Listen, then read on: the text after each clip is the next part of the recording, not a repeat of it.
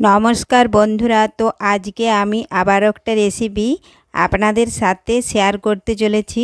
আপনারা পুরো ভিডিওটা প্রথম থেকে শেষ পর্যন্ত দেখতে থাকুন। কোনো বন্ধু আমার চ্যানেলে নতুন হয়ে থাকলে চ্যানেলটি সাবস্ক্রাইব করে বেল আইকনে সেট করে দিন সবার প্রথমে আমার রেসিপি পেতে। রেসিপিটি বানাবো নিরামিষভাবে, খুবই সহজ পদ্ধতিতে ও অল্প সময়ের মধ্যে। তো দেখুন, তার জন্য নিয়েছি এখানে বরবটি কেটে নিয়েছি, আলু সরু সরু করে কেটে নিয়েছি ও মুগ কলাই ভিজিয়ে রেখেছি 100 গ্রাম।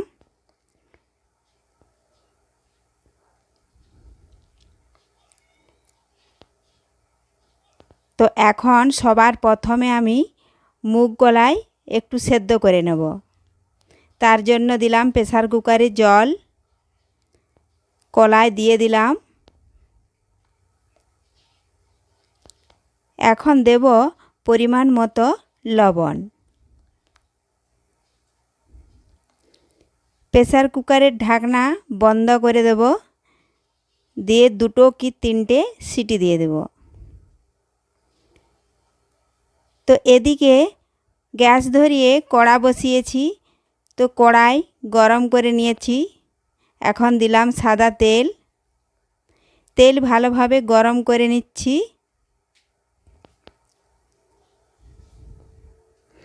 তেল ভালোভাবে গরম হয়ে গেলে দেখুন বরবটি কেটে রেখেছিলাম দিয়ে দিলাম। এখন দেব অল্প লবণ, দিয়ে ভালোভাবে বেশ কিছুক্ষণ ধরে নাড়াচাড়া করে আমি ঢাকা দিয়ে একটু ভেজে নিচ্ছি। লবণ দিলাম, তাতে অনেকটাই বরবটি সেদ্ধ হয়ে যাবে। তো এখন আমি কিছুক্ষণ ঢাকা দিচ্ছি। তো ঢাকা এখন তুলে নিচ্ছি। আবারও কিছুক্ষণ নাড়াচাড়া করে নিচ্ছি। এভাবে নাড়াচাড়া করতে করতে বরবটির গায়ে যে জলটা আছে সেটা মরে যাবে, বরবটিও ভাজা হয়ে যাবে।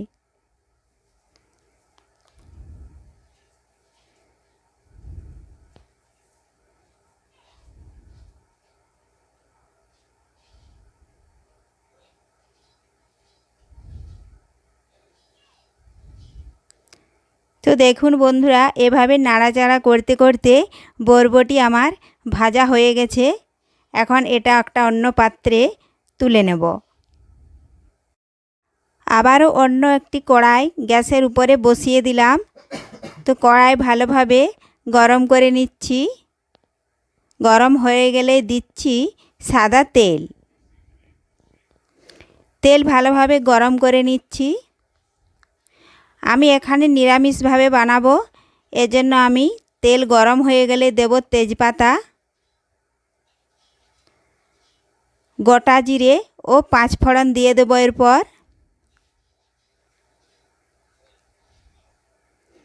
আপনারা চাইলে পেঁয়াজ রসুন দিতে পারেন। একটু ভেজে নিলাম।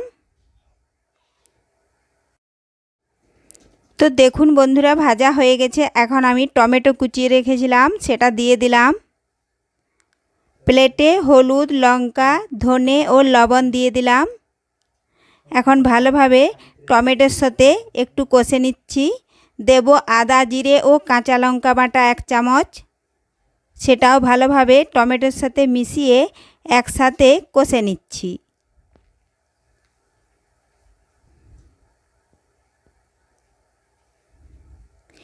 এভাবে বেশ কিছুক্ষণ ধরে কষে নিয়ে এখন সরু সরু করে আলু কেটে রেখেছিলাম সেটাও এর উপরে দিয়ে দিলাম। এটাও এখন ভালোভাবে মশলার সাথে কষে নিচ্ছি। তো এটাও একটু ভাজা হয়ে গেলেই এখন এর ওপরে দিয়ে দেব বরবটি আগে থেকে ভেজে রেখেছিলাম সেটা এখন দিয়ে দিচ্ছি।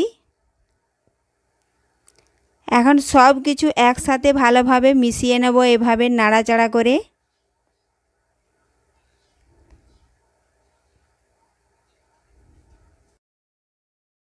তো সব কিছু একসাথে কষে নিয়েছি। এখন আগে থেকে মুগ ডাল সেদ্ধ করে রেখেছিলাম সেটা এর উপরে দিয়ে দিলাম।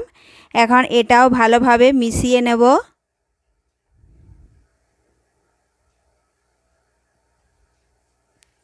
তো মিশিয়ে নিলাম। দেখুন বন্ধুরা, এখন আমি কিছুক্ষণ ঢাকা দিয়ে দিচ্ছি।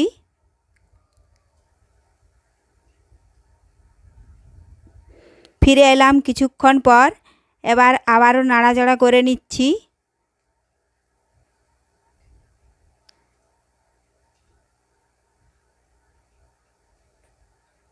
তো দেখুন বন্ধুরা, জল শুকিয়ে গেছে।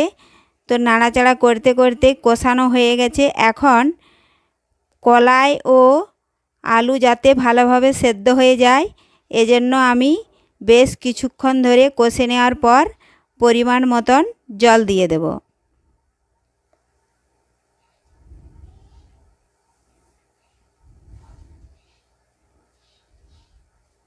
দিলাম 1 বাটি জল।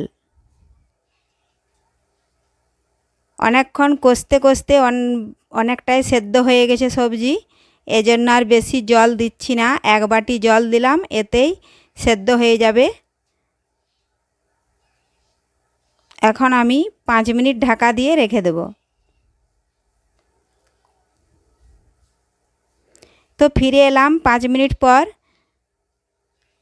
তো দেখুন বন্ধুরা, সব কিছু ভালোভাবে একসাথে সেদ্ধ হয়ে গেছে। তো আজকে তৈরি হয়ে গেল বরবটি আলুর ঝাল।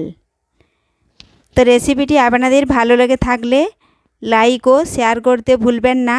এভাবে আপনারাও বাড়িতে নিরামিষ দিনে বরবটির ঝাল বানিয়ে নিতে পারবেন খুব সহজেই।